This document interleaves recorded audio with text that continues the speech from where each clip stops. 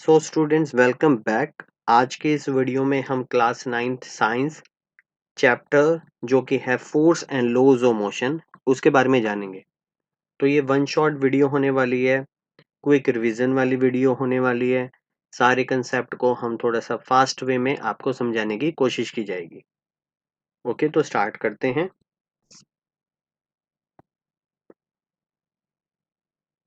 $2000+ years earlier, rest is the natural state of the object. एक natural state object की rest ही होती है। ऑब्जेक्ट जिसकी टेंडेंसी है रुकने की, it have tendency to stop. If you want to keep the object moving you have to apply force. यानी अगर ऑब्जेक्ट मूव कर रहा है, अगर आप चाहते हैं कि वो कंटिन्यूसली मूव करे, तो you have to apply the force. जो 1600 सेंचुरी के बाद ये कहा गया, object have tendency to maintain the velocity, कि ऑब्जेक्ट अपनी वेलोसिटी मेंटेन रख सकता है unless action on the unbalance force. ठीक है, ऑब्जेक्ट है वो अपनी वेलोसिटी मेंटेन कर सकता है, लेकिन कब तक? जब तक उस पे अनबैलेंस फोर्स ना अप्लाई की जाए। इसके बाद हमारे पास जो फोर्स है उसके बारे में हम थोड़ा जानते हैं। 8th क्लास में हमने पढ़ा है कि the force is a push और पुल। ठीक है, लेकिन यहाँ हम थोड़ा सा इसके अंदर मॉडिफिकेशन करेंगे। Force is definitely a push और अ पुल that change the state of rest, state of motion. It can also change the shape and size of the object. Force लगाने के बाद इसमें क्या क्या चेंजेस आ सकते हैं वो भी मेंशन कर दिया। फोर्स की अगर हम ऐसा यूनिट की बात करें, दैट इज द न्यूटन, जिसको हम रिप्रेजेंट करते हैं कैपिटल लेटर एन से। ओके, और सिमिलरली इसकी जो सीजीएस यूनिट हो जाएगी दैट इज डाइन, जिसको रिप्रेजेंट करते हैं डी वाई एन, जो कि स्मॉल होगा। अब जानते हैं अनबैलेंस और बैलेंस फोर्स क्या होती है। सपोज आपके पास एक वुडन बॉक्स है जो कि एक सरफेस पे रखा हुआ है। सपोज यहां से और यहां से मीन्स अपोजिट डायरेक्शन से दो पर्सन इस ऑब्जेक्ट पे फोर्स लगा रहे हैं with the same magnitude. Suppose 5 Newton का यहाँ से फोर्स लग रहा है, 5 न्यूटन का यहाँ से फोर्स लग रहा है, और ये दोनों आपस में अपोजिट है। तो इक्वल एंड अपोजिट होने की वजह से ये कैंसिल आउट हो जाते हैं। दैट मीन्स ये किसका एग्जाम्पल होगा? ये होगा आपका बैलेंस फोर्स का। इस सिचुएशन में आप याद रखेंगे बैलेंस फोर्स लगने से कोई भी ऑब्जेक्ट मूव नहीं करता। तो आप बोलेंगे क्या अगर कोई मूविंग ऑब्जेक्ट पे बैलेंस फोर्स लग रहा है तो क्या वो रुक जाएगी? कभी भी नहीं। अगर कोई मूविंग ऑब्जेक्ट है उस पर बैलेंस फोर्स लग रही है तो वो कभी भी नहीं रुकेगा। ओके, अब बात करते हैं अनबैलेंस फोर्स क्या होती है। सपोज एक साइड से तो ग्रेटर फोर्स लग रही है और अनदर साइड आपके पास जो है कम फोर्स लग रही है। तो ऐसी सिचुएशन में इक्वल एंड अपोजिट होने के बाद भी यहाँ पर हमारे पास नेट मैग्नीट्यूड आएगा। Suppose this is F1, this is F2, तो हमारे पास F1 minus F2 that is 15 minus 5, तो हमारे पास 10 न्यूटन जो आएगा वो नेट फोर्स आएगा। और जिस डायरेक्शन में मैग्नीट्यूड ज्यादा होगा उसी डायरेक्शन में ऑब्जेक्ट मूव करेगा विद दिस फोर्स।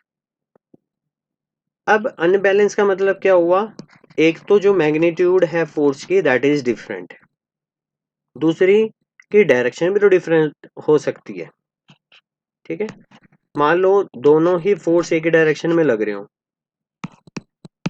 तो ऐसी सिचुएशन में ये क्या हो गए? Unbalance force.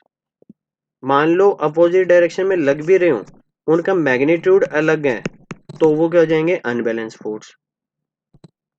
आपको याद रखना है कि अनबैलेंस फोर्स से रेस्ट ऑब्जेक्ट को मोशन में ला सकते हैं और जो मोशन में है उसको रेस्ट में भी लाया जा सकता है।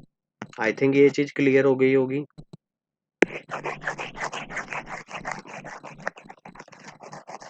हैं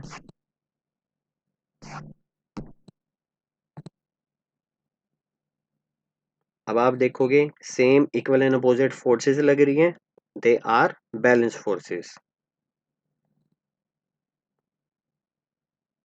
अब देखो फोर्सेस के इफेक्ट जानते हैं। आपके पास मेजर इंपैक्ट क्या होगा? Change the magnitude of the velocity.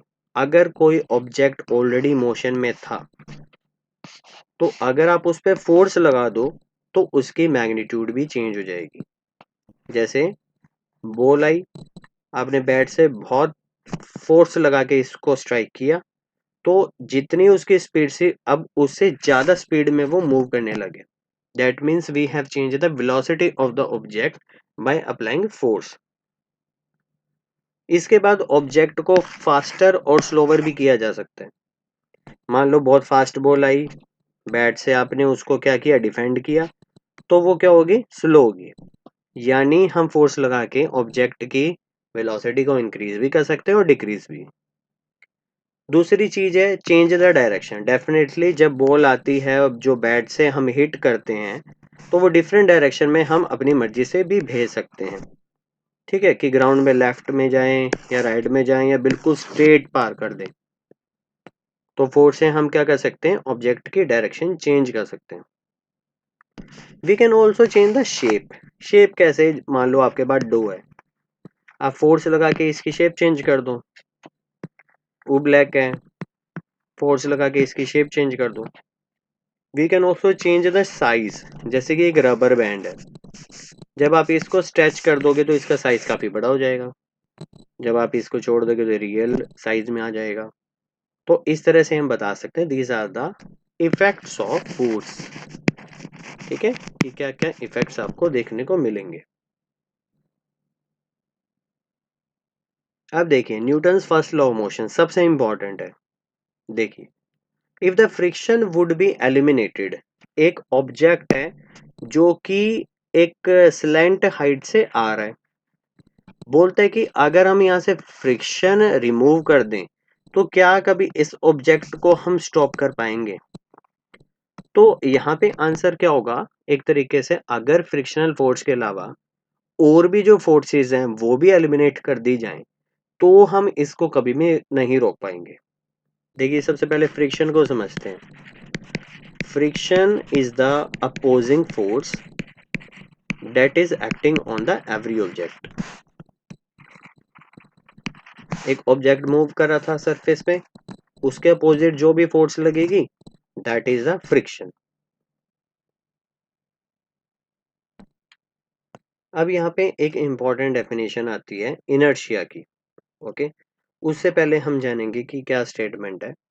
An object remain in the state of rest. State of rest means अगर कोई ऑब्जेक्ट रेस्ट में है तो रेस्ट में ही रहेगा। और ऑफ यूनिफॉर्म मोशन, अगर वो यूनिफॉर्म मोशन यानी एक कांस्टेंट स्पीड के साथ मूव कर रहा है स्ट्रेट लाइन में, तो वो भी उसी में रहेगा। Unless compelled to the change in the state by unbalance force, यानी जब तक उस पे कोई भी अनबैलेंस फोर्स ना लगाई जाए तब तक वो रेस्ट में है तो रेस्ट में रहेगा और मोशन में है तो मोशन में रहेगा। This is the statement that is given by the Newton's first law of motion. ये लॉ ऑफ इनर्शिया से काफी ज्यादा मिलता है। तो इनर्शिया की डेफिनेशन समझते हैं। Basically inertia is the property of the object. ठीक है, ये ऑब्जेक्ट की प्रॉपर्टी है that keep the object in the state of rest और in the state of motion. यानी एक ऐसी प्रॉपर्टी जो ऑब्जेक्ट को अगर वो स्टेट ऑफ रेस्ट में तो स्टेट ऑफ रेस्ट में रखेगी, अब स्टेट ऑफ मोशन में है तो स्टेट ऑफ मोशन में रखेगी। तो उस प्रॉपर्टी को हम इनर्शिया बोलते हैं। न्यूटन ने अपने लॉ में बस ये ऐड कर दिया कि कौन सी लिमिट तक, कि कौन सी लिमिट तक वो रेस्ट में रहेगी, कौन सी लिमिट तक वो मोशन में ही रहेगी। तो यहाँ पे हमारे पास आंसर आ जाता है जब तक उस पे कोई भी अनबैलेंस फोर्स ना अप्लाई किया जाए। क्योंकि आपको पता है जैसे ही अनबैलेंस फोर्स लगेगा रेस्ट में तो मोशन में आ जाएगा, मोशन में तो रेस्ट में आ जाएगा। ओके, या फिर हम उसकी जो वेलोसिटी है वो भी अल्टर कर सकते हैं। तो in other words we can say that all the object they resist the state of motion. जो भी रेस्ट में रहने की कोशिश करेगा, मोशन में रहने की कोशिश करेगा, जब तक उस पर फोर्स ना लग जाए externally. We can also define the inertia, the tendency of undisturbed object. ऐसा ऑब्जेक्ट जिस पे कोई भी डिस्टर्बेंस नहीं है, to stay at rest, to keep the moving object with a similar velocity, to keep the moving object with the same velocity, this is the inertia. और एक तरीके की प्रॉपर्टी है।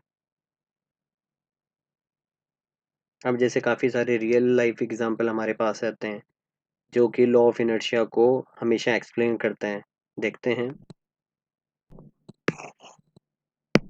आप देखिए वुडन बॉक्सेस को अपनी तरफ फोर्स लगा के खींच रहे हैं, पुल कर रहे हैं, ये अपनी तरफ, ये अपनी तरफ।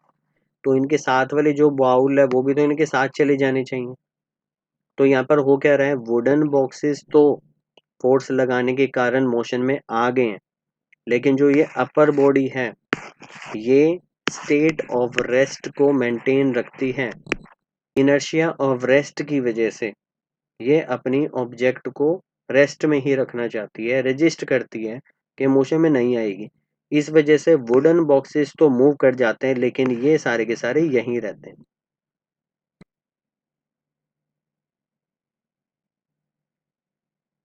इस सिचुएशन में भी आपको यही दिख रहा होगा कि नोटबुक जब ये पुल करता है तो ये गिलास भी इसके साथ जाना चाहिए। ये बॉडी तो मोशन में आ जाती है, इस पर इनर्शिया ऑफ रेस्ट एप्लीकेबल है। दैट मीन्स ये रेस्ट में ही रहना चाहेगा, रेजिस्ट करेगा। इस वजह से जो ये नोटबुक है ये तो मूव कर जाती है लेकिन ये एज इट इज रहेगी, तो इस वजह से ये नीचे की तरफ मूव करती है।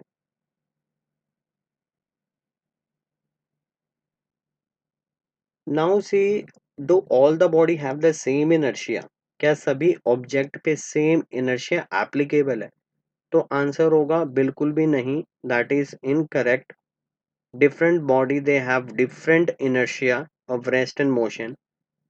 It is say that mass is the measure of inertia.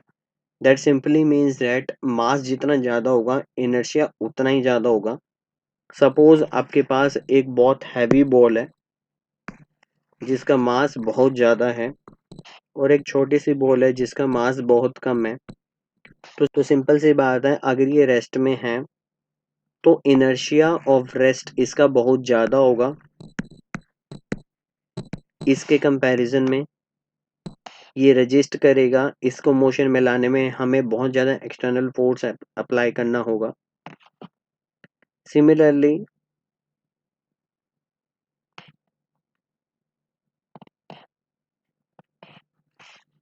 अगर एक बहुत हैवी ऑब्जेक्ट और एक स्मॉल ऑब्जेक्ट जिसका मास बहुत कम है, इसका मास बहुत ज़्यादा है, ये मूव कर रहे हैं और इनमें से आप बोलोगे which will remain in the state of motion in the greater magnitude, मतलब फॉर द ग्रेटर एस्पेक्ट्स, तो आपका आंसर होगा दिस ऑब्जेक्ट, क्योंकि इसका मास ज़्यादा होगा, स्टेट ऑफ मोशन भी इसका ज़्यादा होगा।